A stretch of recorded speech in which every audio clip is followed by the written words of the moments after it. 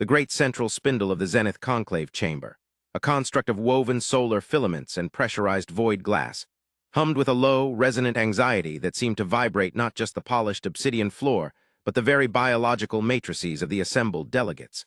A council gathered from the apex species of the core systems, their multifaceted eyes and sensitive auditory membranes all fixed upon the single, hollow-projected image at the spindle's zenith. A starship, sleek and unnervingly simple in its geometric lines, and beneath it, a fleeting, highly magnified image of the beings who had piloted it across the long, silent gulf of the uncharted halo, the new anomaly known only by their own transmitted designation, humanity. The air was thick, not merely with the recycled, filtered atmosphere, but with the clashing electromagnetic signatures of fear and profound, intellectual confusion, an unsettling political cocktail that tasted to the veteran conclave prolocutor, High Elder Cathar of the Krill, like the prelude to a system-wide conflict that no one among their long-lived, carefully organized civilizations had foreseen. Certainly not one stemming from a species whose very physiological structure seemed to defy the known laws of robust, interstellar life. Cathar, whose species had survived 2,000 cycles of territorial disputes and complex technological arms races, felt the cold, creeping dread that arises when the established axioms of existence begin to crumble. For the debate that had raged now for 3 solar rotations was not one of territorial claim or resource depletion, but a philosophical crisis disguised as a security threat, a debate centered on the profoundly illogical nature of the human vessel, and more disturbingly, the inexplicably fragile, soft, yet stubbornly persistent forms housed within it.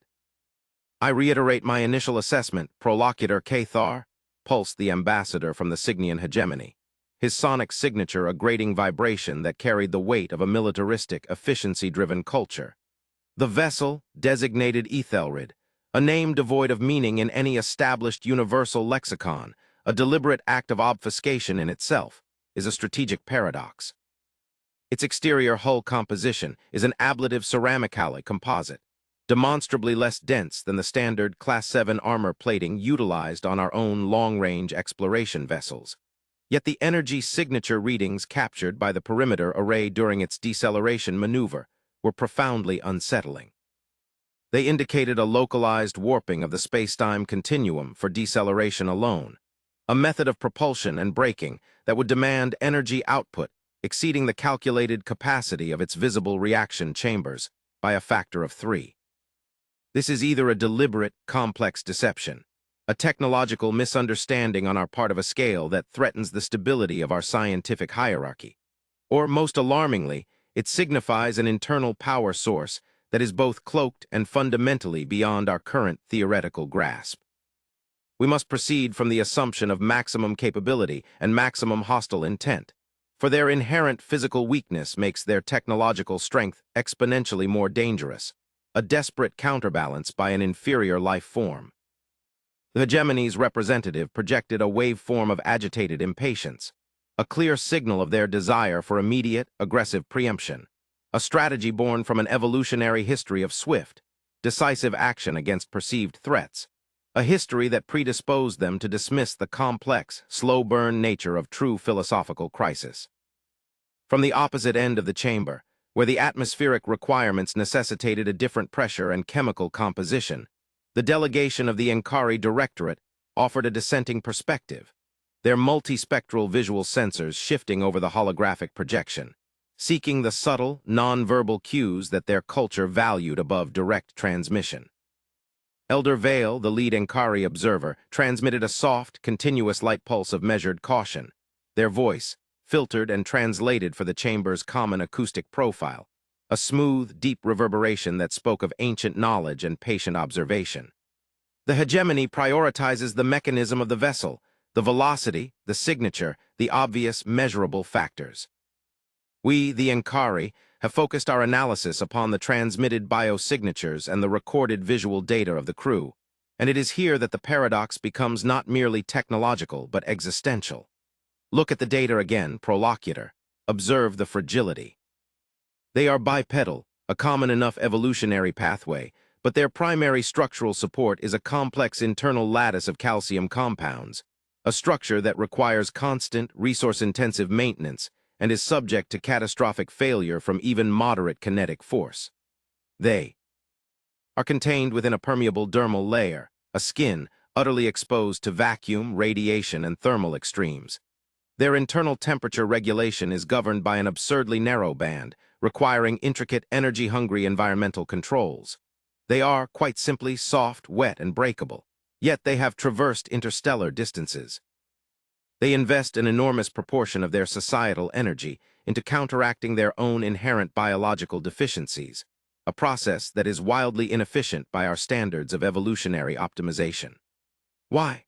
Why would a civilization capable of generating the power signature required by the Ethelred's deceleration field not first engineer a more robust, more logically durable biological framework? The discrepancy suggests a profound misalignment between their technological capacity and their biological necessity. They are an impossible equation, a species of organic glass commanding a ship of impossible strength.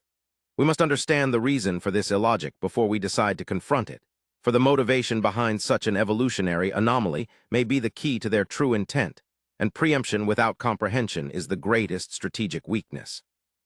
A prolonged silence settled over the chamber, heavy and expectant, the weight of the Ankari's philosophical challenge palpable even to the purely kinetic-based delegates. Cathar pressed a mental command, adjusting the holographic projection to display the highest resolution scan of a human biological profile, a still image showing the complex network of vessels, the exposed sensory organs, the baffling symmetry of their soft, vulnerable features, a network of biological compromise that screamed inefficiency. It was true. Krill, the Cygnian, the Ankari, the vast majority of core species, had long ago abandoned such fragile biological forms, evolving into self-repairing, armored, temperature-tolerant structures capable of enduring the rigors of space travel with minimal environmental support. Humans were an anachronism, a regression, yet they were here. Elder Vale speaks with measured wisdom, Cathar transmitted, the subtle undertones of his ancient dialect conveying a weariness born of confronting the unknown. The logical trajectory of an advanced civilization is toward biological efficiency commensurate with its technological capability. The human anomaly violates this axiom. It is as if they have chosen to retain the vulnerability of their primitive origins while simultaneously developing the power of a mature stellar civilization. This duality has led the diplomatic corps to three possible conclusions, all equally disturbing, and all bearing on the designation of the vessel as a dangerous ship. The first, the fragility is a deliberate act of psychological warfare, an attempt to lull us into a misplaced sense of superiority, masking a military doctrine of overwhelming force. The second, their technology is not theirs by true developmental origin, but a scavenged or gifted endowment, making their true capacity unpredictable and unstable. The third, and the one that occupies my own nightmares. The preservation of this inherent biological vulnerability is not a flaw or a tactic, but a core, unyielding value.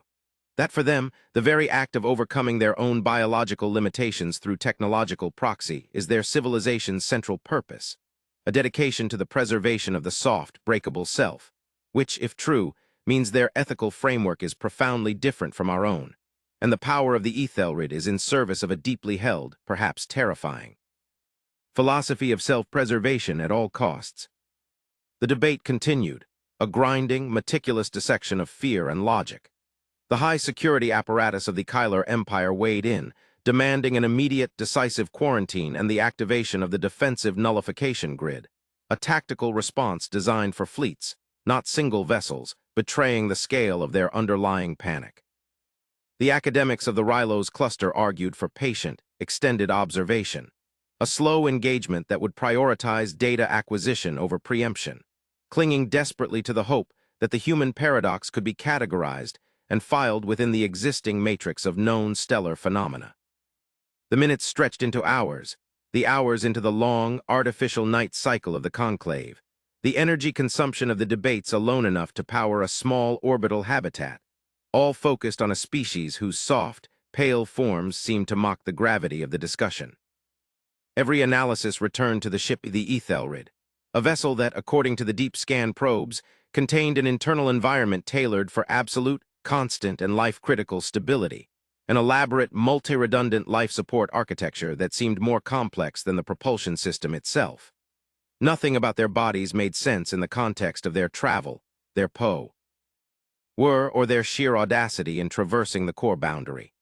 The dangerous ship was dangerous not because of its weapons, which remained dormant and unverified, but because it represented a civilization that had invested absolute, unparalleled power into the preservation of an organism fundamentally unsuited for the harsh realities of space. The mystery of their technology was inseparable from the mystery of their biological vulnerability, and the Conclave, an assembly of hardened, efficient, long-evolved life forms, simply could not reconcile the two. Then a sudden, precise, utterly non-threatening communication breached the security band, filtering through the Conclave's internal comm with a measured, low-frequency acoustic signature that was the auditory equivalent of deep, unhurried water. It was the first direct, unsolicited communication from the Ethelred. Prolocutor Cathar ordered the transmission immediately routed and translated. The chamber hushed, the multispectral light pulses of the Enkari ceasing, the sonic grinding of the Signian freezing mid-wave. The human voice, synthesized and translated into the core trade dialect, was calm, the cadence utterly devoid of the cultural markers of urgency, aggression, or subservience that the Conclave was accustomed to in first contact scenarios. "This is Captain Eva Rostover of the unified Terran vessel Ethelred," the voice stated, the translated words displaying on the spindle in a clean, universally recognized script. "We acknowledge the proximity of your defensive arrays and the density of your local observation fleet. We transmit our current vessel status. All armament systems are deactivated. Our primary propulsion remains in low-level standby. Our intent is the initiation of formal, respectful dialogue, predicated on the established galactic precepts of non-aggression and mutual benefit. We have observed your debate for 27 of our standardized solar hours, and we detect significant political and ethical tension stemming from our biological profile and the energy signature of our primary drive. We understand this confusion. We request the designation of a secure, neutral orbital parameter for sustained, high-fidelity engagement. Our transmission is a statement of fact and intent, devoid of demand or threat. We await your coordinated response." The response was so unexpected, so starkly professional, so utterly calm in the face of the assembled power of the core systems, that it had the effect of a physical shockwave. It was not a plea for assistance, nor a blustering demand for passage. It was a diplomatic statement of fact, a clinical assessment of the situation, and a perfectly reasonable request, delivered with a detached professionalism that suggested an ancient, long-established bureaucratic system, not a newly emerged species stumbling across the galactic threshold. The human captain had not only detected their observation fleet, but had listened to their highly secured internal debate, and then addressed its core philosophical concerns with a single economic paragraph. They had, in essence, revealed a capacity for surveillance and analysis that dwarfed the Conclave's own counterintelligence assumptions, yet framed the reveal in the context of respectful acknowledgement. Prolocutor Cathar was the first to regain his complex composure, the weight of the moment demanding an immediate, calculated response that transcended the tactical posturing of the hegemony. "They have demonstrated a capacity for deep-band spectral monitoring and complex linguistic decryption in near real time," he transmitted to the assembly. "Their claim to have monitored our debate is verifiable. They are aware of our confusion and our fear. The immediate preemptive strike demanded by the Kyler is now nullified. A preemptive strike against a vessel that has declared deactivation and demonstrated an awareness of our internal state would be an act of irrational barbarism, not strategic defense, and would violate the core tenets of the Galactic Covenant, which they have now referenced. We must pivot. Elder Vale, your call for measured engagement is now the only viable path. We will grant the designated orbital parameter. We will commence dialogue, but we must be meticulous in our observation. The paradox remains. Nothing about human bodies makes sense, yet they navigate the void in a vessel of impossible power, and their capacity for clinical, non-emotional diplomacy suggests a maturity that contradicts their physical fragility. The next phase of the encounter, the diplomatic exchange, was a slow, agonizing process of revelation for the Zenith Conclave, a deliberate, high-stakes choreography that unfolded over a standardized week of cycles. The Ethelred moved with unhurried precision to the designated orbital station, its movements so meticulously controlled that the automated tracking systems initially reported a sensor error, unable to process a vessel.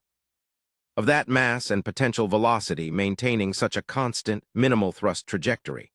The first physical delegation was a small, three-person team, clad in form-fitting, non-aggressive atmospheric suits that still allowed the Zenith a clear, albeit filtered, view of their biologically baffling forms. The Zenith delegation, a mixed group of 10 representatives designed to offer a broad spectrum of cultural and physiological observation, met the humans in a sealed, pressure-neutralized observation chamber aboard the orbiting citadel of neutrality. The High Elder of the Ankari, Vale, acted as the primary negotiator, their culture's long history of patient, subtle diplomacy proving invaluable against the unnervingly direct and transparent human style. Vale focused immediately on the Ethelred, the dangerous ship, framing the question not as a military inquiry, but as a technological and philosophical curiosity designed to elicit a reaction of pride or defensiveness. Captain Rostova, Vale projected, the filtered acoustic signature gentle but firm. Your vessel's deceleration signature indicates a mastery of localized space-time manipulation and a massive internal power reserve that exceeds the established theoretical maximum for portable energy generation within the constraints of your vessel's physical dimensions. The core systems have never encountered such a discrepancy. We seek to understand the nature of your drive system, not for appropriation, but to categorize your civilization within the established technological tiers of the galaxy. Specifically, how does a civilization that requires such intricate, energy-intensive environmental systems for the survival of your species manage to dedicate such an overwhelming proportion of its technological resources to a non-essential, purely logistical function like interstellar travel, especially when that species retains such an inherently fragile physical structure? Captain Rostova stood motionless, her posture relaxed, hands clasped loosely before her, a study in quiet, non-confrontational confidence. The human's voice, transmitted now directly through the suit's comm system, was calm, the tone neutral, yet carrying an immense, almost burdensome sense of responsibility. Elder Vale, the Ethelred's drive system utilizes a contained, self-sustaining asymptotic energy node, she stated, using the human-designated term without any attempt at dramatic flair or technical obfuscation. It is a practical application of a physical principle we designated the conservation of paradox, and its operation is directly related to the question you pose about our biological fragility. You perceive our physical bodies as a weakness, an inefficiency. We perceive them as a foundational truth. We are, as you observe, intrinsically vulnerable. We are subject to entropy, physical failure, and a strictly limited temporal lifespan. Our civilization, in its entirety, is structured around the acknowledgement and mitigation of that vulnerability. Every technological advance, every ethical tenet, stems from the existential dread of our own fragility. She paused, allowing the gravity of her statement to settle into the Zenith delegation, who were processing the stark difference between the humans' acceptance of their biological state and the Zenith's historical drive to transcend their own. Rostova continued, her eyes fixed on Vale with a profound, almost weary sincerity. The asymptotic energy node, the drive system you rightly identify as disproportionately powerful, is not designed for conquest or even primarily for exploration. It is designed for absolute redundancy. It is a self-contained, constantly recharging energy source designed to maintain a perfectly stable, life-critical environment for its crew and its passengers for a minimum of 10,000 of your standardized cycles, even in the event of total, systemic failure of all other vessel functions, including primary reactor collapse or catastrophic hull breach. The immense power is not for speed, it is for longevity. It is for the guarantee of survival for the soft, vulnerable organisms within. The Ethelred is not a warship. It is a lifeboat of last resort, engineered not merely to travel, but to ensure the survival of its crew beyond the foreseeable existence of its originating civilization. It is an investment of unparalleled power into the absolute guarantee of existence for the inherently fragile. It is the physical manifestation of our core philosophy, the acknowledgement that nothing about human bodies makes sense in the void, and therefore, the entire effort of our science must be dedicated to making the void inconsequential to our biological imperative. The statement hung in the air, a silent, conceptual explosion. The Ankari, who valued philosophical clarity above all else, were stunned by the sheer, unadulterated honesty of the reveal. The Cygnian hegemony's representative, having expected a complex web-o. HFYs and tactical half-truths experienced a form of cognitive dissonance. The power of the Ethelred was not a weapon, but a shield of unimaginable scale, a technological declaration of love for their own biological frailty. The dangerous ship was dangerous only in its philosophical commitment to self-preservation, a commitment so absolute it transcended the conventional metrics of military power. The implication was clear. A species that would dedicate such overwhelming power to protecting its own existence would be terrifyingly difficult to negotiate with if that existence were ever truly threatened. But in the absence of that threat, their intent was purely, singularly defensive. The cultural contrast deepened with each subsequent exchange. The Zenith delegates pressed the humans on the logic of their political structures, the inherent instability of their highly diverse, decentralized global governments. The humans responded with an unsettling acceptance of internal conflict, describing their systems not as perfect, but as perpetually adaptive, a necessity born from their short, emotional, high-stress lifespans. They spoke of empathy not as an abstract philosophical concept, but as a mathematically quantifiable necessity for the long-term survival of a highly social, biologically compromised species. They revealed that their most advanced psychological research was focused not on controlling internal dissent, but on managing emotional vulnerability, seeing it not as a weakness, but as a necessary catalyst for radical, quick-fire innovation. The revelation of their technological foundation, the asymptotic energy node, was the first large-scale reveal, but the second, the true strategic twist that shattered the Zenith's political complacency, arrived during a technical briefing requested by the skeptical Kyler Empire. The Kyler, unconvinced by philosophical explanations, demanded a full schematic and a demonstration of the ship's defensive and offensive potential, framed as a request for verification of stated peaceful intent. Captain Restover agreed, not with reluctance, but with a detached compliance that suggested this scrutiny was an expected, perhaps even welcomed, stage of the process. The Ethelred transmitted the schematics, and the Zenith technical analysts, a collection of the Corps' most brilliant minds, immediately experienced a cascade of intellectual failure. The ship's structure was not merely redundant, it was hyper-redundant. Systems were triplicated, quadruplicated, with each layer capable of independent function. The defensive array, which the Zenith had initially dismissed as a rudimentary kinetic shield system, was revealed to be a highly specialized, localized singularity interdiction field. It did not deflect incoming fire. It created a localized, momentary microsingularity, causing the kinetic or energy weapon to simply cease to exist within the affected spatial envelope, a process that required a momentary, localized spike of power that could only be generated by the asymptotic node. The system was designed not to win a fight, but to guarantee survival against any known, conventional weapon system, a system designed with such a profound, comprehensive commitment to defense that it bordered on an ethical manifesto. But the true reveal, the moment that shifted the Zenith conclave from a position of wary superiority to one of profound intellectual humility, came not from the ship's defensive capacity, but from its sensor array. The Kyler analyst, a veteran of 1,000 fleet engagements, isolated the deep-band sensor package, initially mistaking it for a passive astronomical observation suite. Rostova calmly corrected the misinterpretation. The deep-band sensor array is not primarily for celestial observation, she transmitted. It is the gravimetric chronometer. Its function is the continuous, real-time monitoring of subtle, nonlinear fluctuations in the background gravitational field of the core galactic plane. It is a predictive tool, designed to detect and categorize the complex, multivariable signature of a temporal displacement wave. The room's internal temperature felt as if it had dropped several degrees. A temporal displacement wave. The term itself was a myth, a theoretical catastrophic event discussed only in the most obscure, highly classified academic papers of the Enkari and the Rylos, a theoretical consequence of a massive, multi-galactic scale energetic phenomenon. It was the whisper of a cosmic death knell, a catastrophic, non-localized event predicted to occur in the far-distant future of the galaxy's life cycle.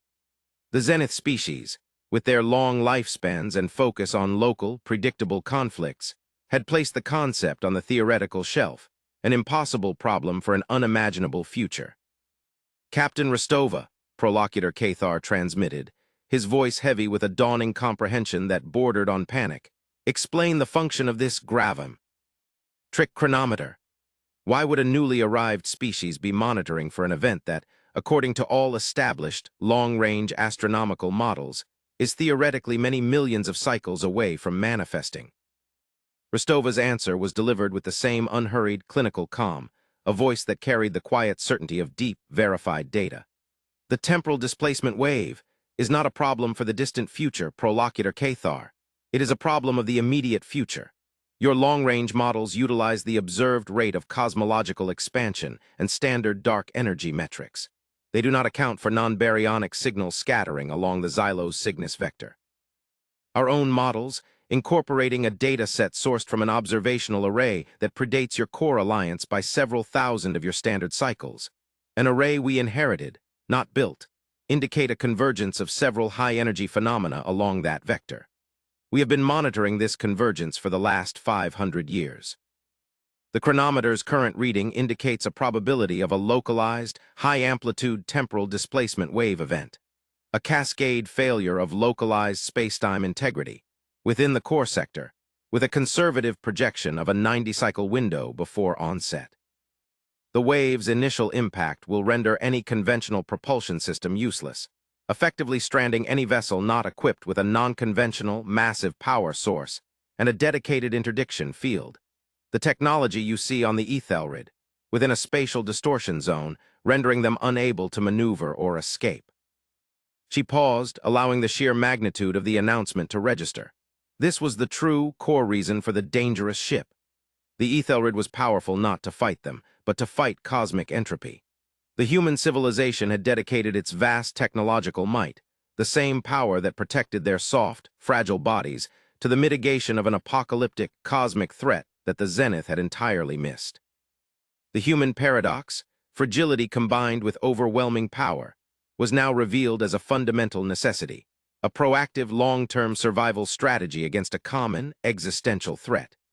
Their short lifespans had forced them to think on a vastly longer, more urgent time scale than the long-lived Zenith, who had grown complacent in their perception of cosmic time. "We did not come here to conquer," Rostova concluded, her voice now carrying a subtle, almost heartbreaking note of profound ethical duty. "We came here to warn. The Ethelred is the only vessel we could construct that was guaranteed to survive the deep void and enter your territory within the projected window. Its power and its defensive capacity are merely the tools of an unprecedented diplomatic mission.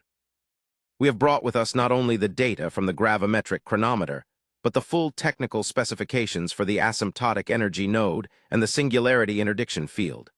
We offer them, unconditionally, to the Zenith Conclave. Our survival and yours is now mutually dependent on your capacity to accept this truth and begin the process of immediate, rapid technological assimilation." The council chamber, once a cauldron of political tension and tactical fear, became an echo chamber of stunned silence. The sheer, audacious scale of the human altruism, a species offering its most profound, hard-won technological secrets to a wary, judgmental collective, was not something that any established Zenith protocol had prepared them for. The psychological and political tension did not dissipate. It transformed, shifting from fear of the human to the terrifying reality of the cosmos, from the management of a localized threat to the urgent, collective mitigation of an existential one. ACT-3 commenced not with a slow diplomatic ballet, but with a sudden, coordinated scramble of interspecies mobilization, an urgent, frantic effort to verify the human data and begin the process of planetary-scale technological transfer. The Zenith, faced with the undeniable, mathematically verified inevitability of the temporal displacement wave, a phenomenon that would doom their entire core alliance within a century if left unaddressed, had no option but to accept the human proposition. The Kyler Empire, stripped of their capacity for aggression by the superior, purely defensive technology of the Ethelred and the terrifying scope of the cosmic threat, became the primary logistical partner, their military efficiency repurposed for rapid, mass-scale construction.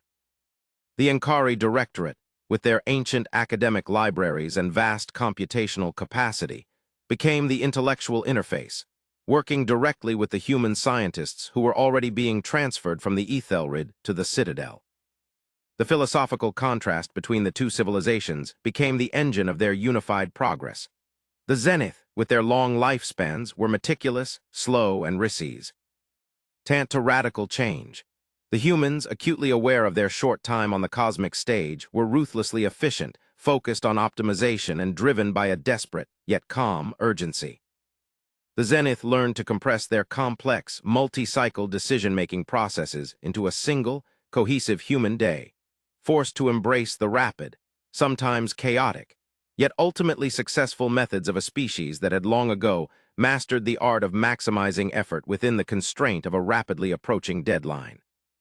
The human scientists, in turn, learned to appreciate the meticulous, exhaustive peer review protocols of the Ankari, a process that, while slower, added a layer of profound, long-term stability to the human's high-speed, volatile innovation.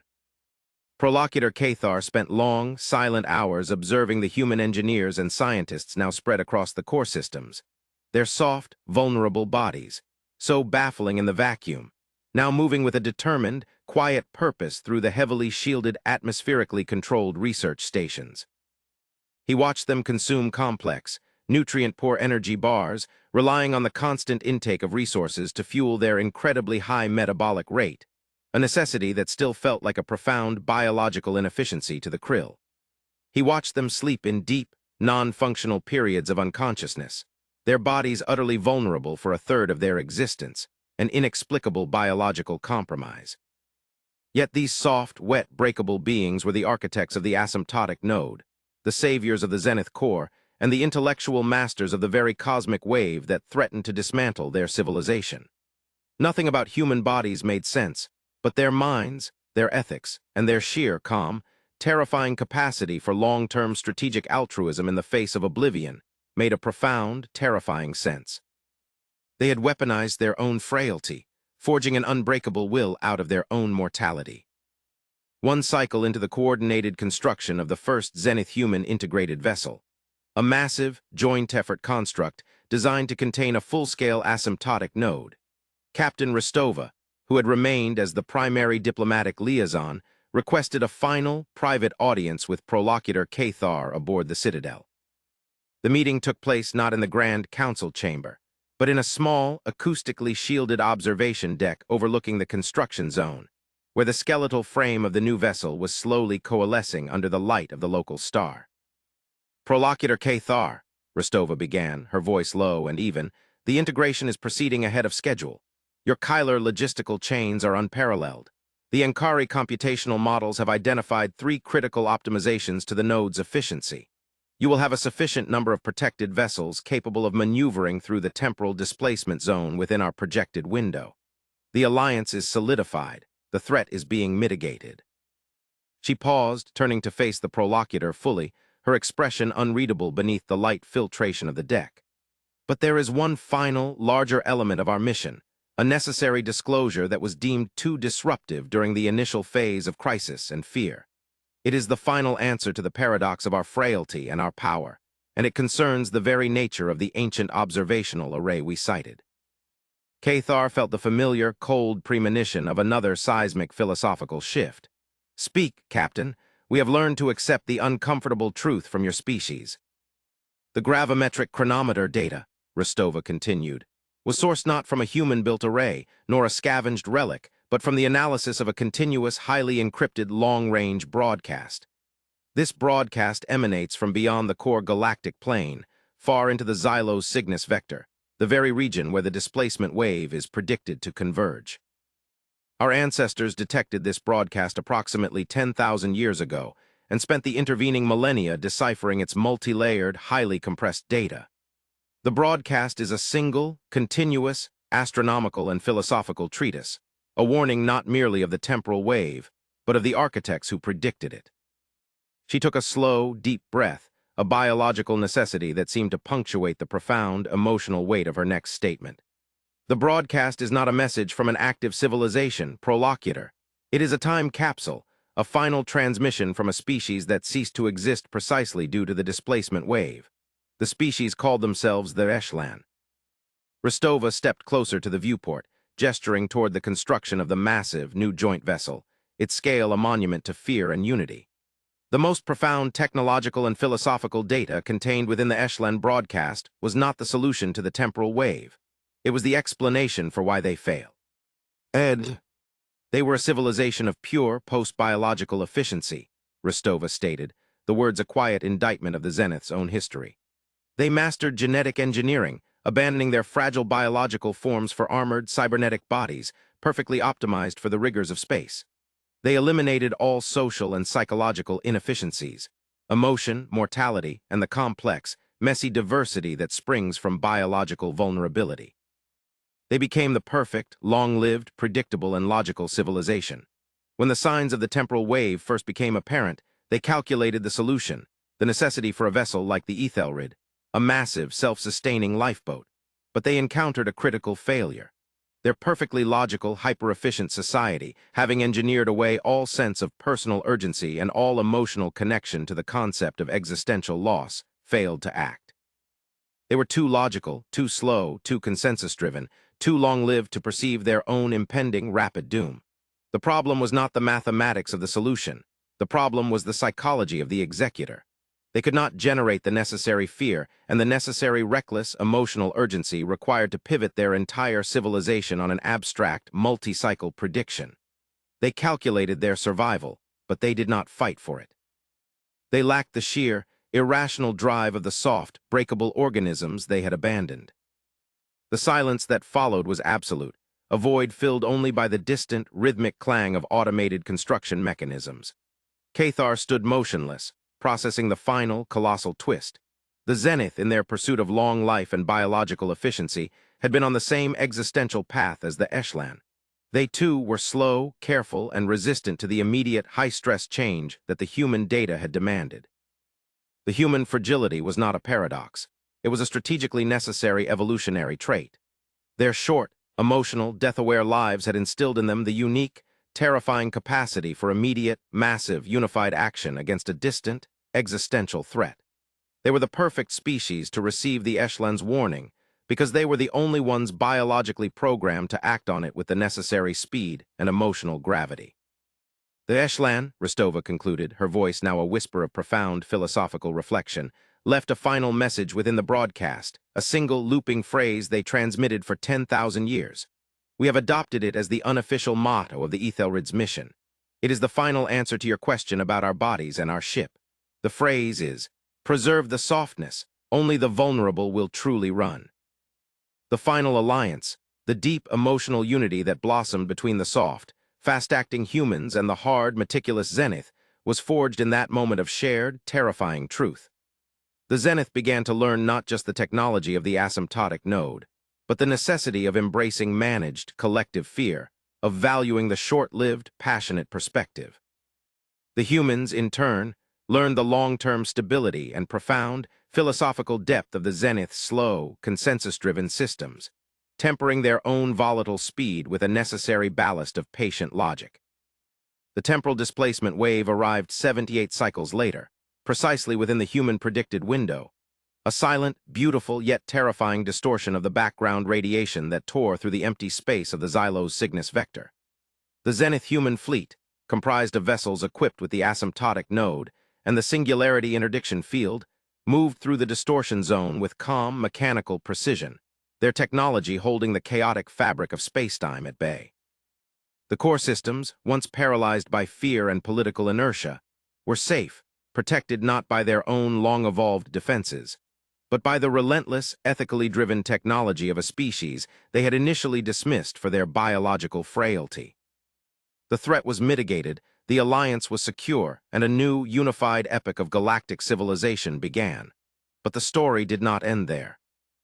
Months after the wave's passage, a joint human-Ankari deep space observational vessel, utilizing a heavily modified gravimetric chronometer, now the standard sensor package for all core vessels, detected a faint, highly compressed, multispectral signature emanating from the far side of the stabilized displacement zone.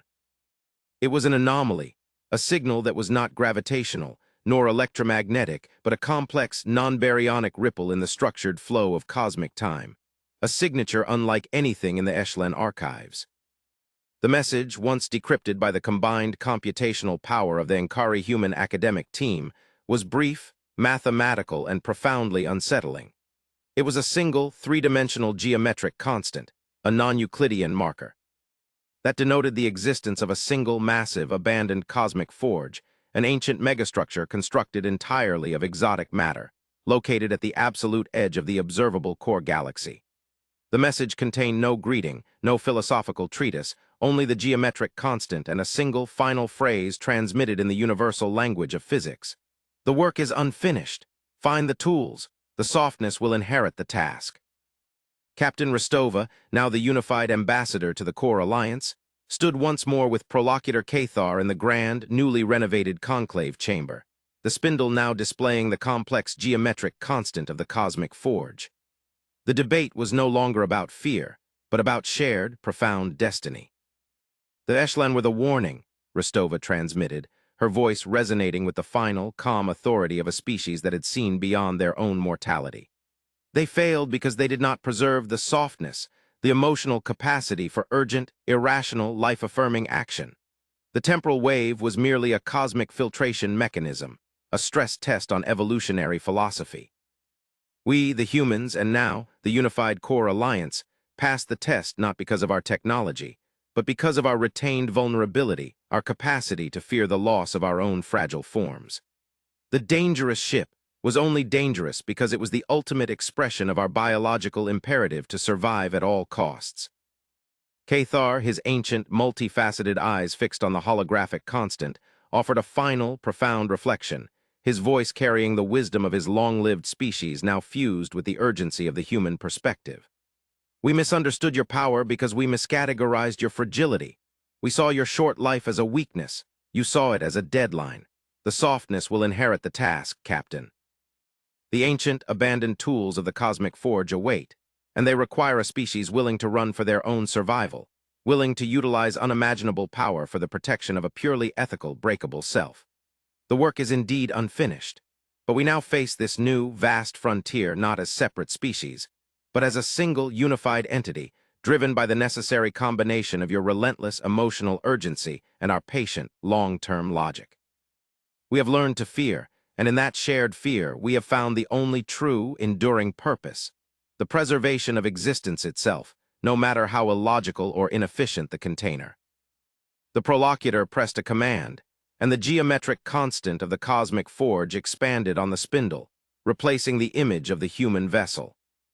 The conclave chamber, now filled not with the sound of debate, but with the low, resonant hum of unified, absolute purpose, prepared for the next, inevitable step into the silent, unknown vastness of the cosmos, guided by the paradoxical wisdom of the soft, breakable beings who had taught them that nothing about the body made sense, until one knew the true nature of the dangerous ship that was built to protect it. The Zenith Conclave, now the Unified Core Alliance, embraced the vulnerability of their human partners, understanding finally that the greatest strength in the universe was not the capacity to destroy, but the absolute, uncompromising, and terrifying will to preserve the soft, fragile self against all odds, a drive born from the very knowledge of impending death, a philosophy that had saved them all. The journey to the cosmic forge, the true, grand mission the Ethelred had been a prelude to, was about to begin, an alliance of the ancient and the fragile, stepping together into a future that was both profoundly frightening and limitlessly vast.